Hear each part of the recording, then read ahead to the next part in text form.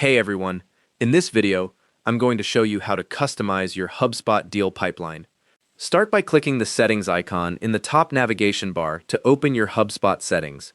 In the left sidebar, click Objects, then click Pipelines to view your current pipeline configurations. Click on Deals Pipeline to open the pipeline editor where you can manage your deal stages. You'll see your existing pipeline stages listed in a table with their probabilities and deal counts displayed in each row.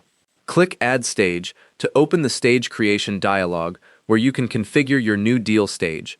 Type a name for your new stage. For this example, I'm typing Deal into the stage name field. Click the Win Probability dropdown, and for this example, I'm selecting 10% from the list of probability values. Click Save to add the new stage to your pipeline.